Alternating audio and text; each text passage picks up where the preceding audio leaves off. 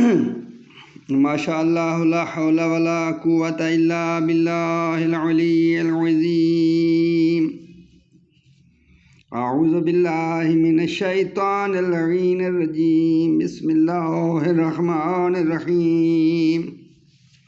الحمد للہ رب العالمین، والصلاة والسلام علی سید الانبیاء والمرسلین وآلہ الطیبین الطاہرین المعصومین الذین اذہب اللہ عنہم الرجس وطہرہم تطہیرا۔ اما بعد فقط قال اللہ سبحانہ وتعالی فی کتاب المجید، بسم اللہ الرحمن الرحیم۔ قلنا یا نار کونی بردا وسلاما علی ابراہیم۔ اللہ تعالیٰ نے حضرت ابراہیم علیہ السلام کے لیے آگ کو گلزار بنا دیا۔ باروایت معارج نبوہ، نمرود نے بامقام کوسا جو کہ کوفہ میں ہے ایک چار دیواری تعمیر کرائی، جس کی لمبائی 12 میل اور چوڑائی بھی 12 میل تھی، اور اس کی بلندی جو تھی وہ 100 گز تھی۔ تو جب وہ چار دیواری تعمیر ہو گئی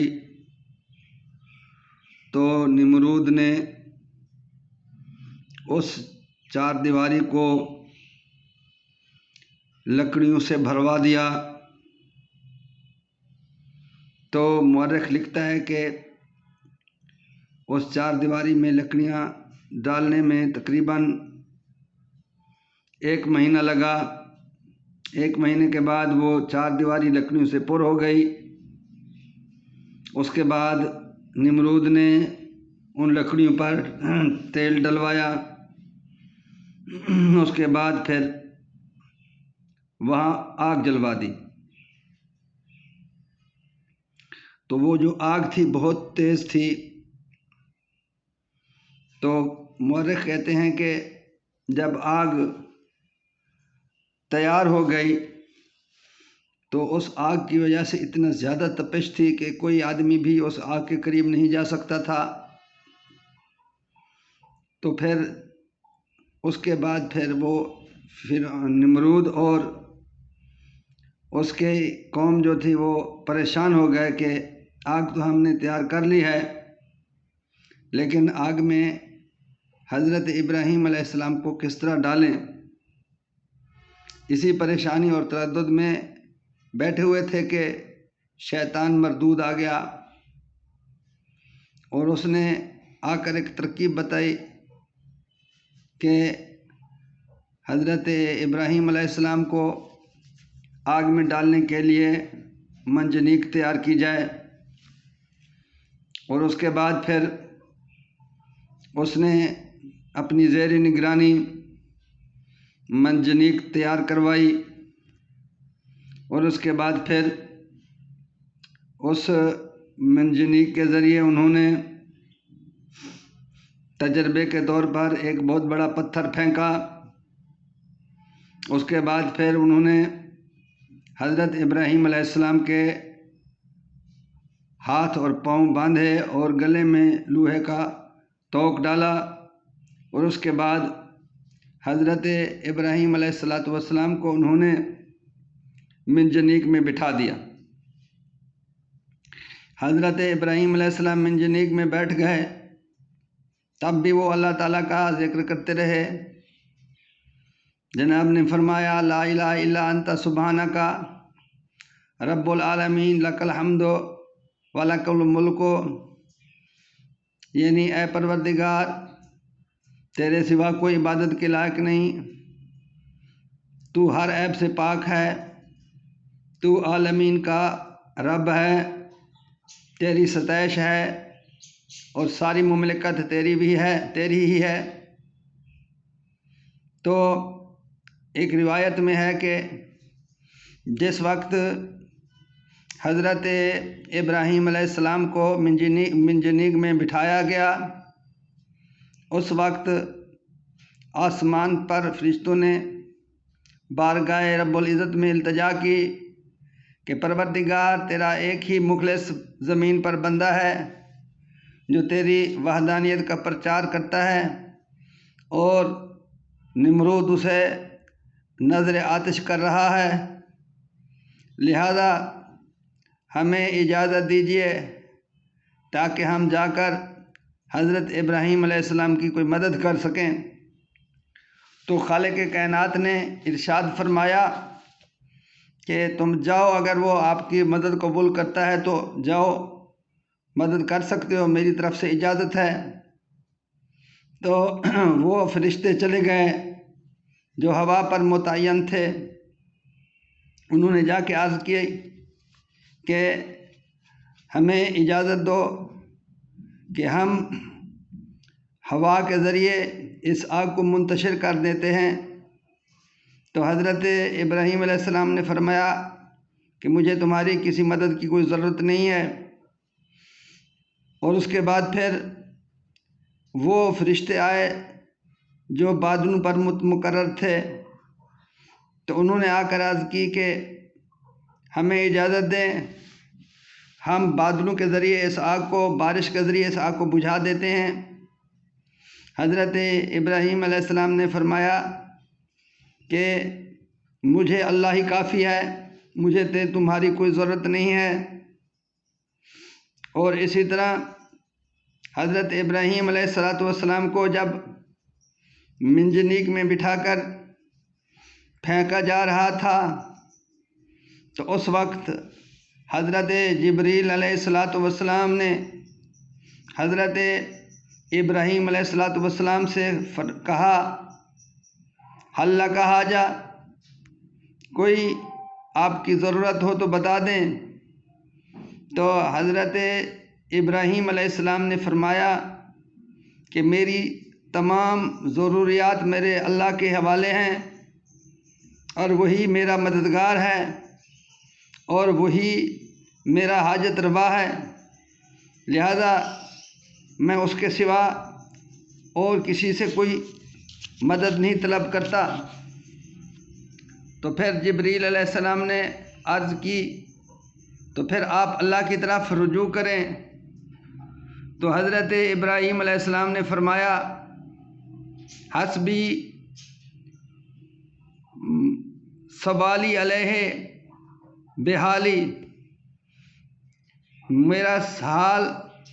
میرا سوال ہے اور وہی کافی ہے، اور میرا اللہ میرے حال سے اچھی طرح واقف ہے، لہذا جو کچھ بھی وہ کرے گا مجھے منظور ہے۔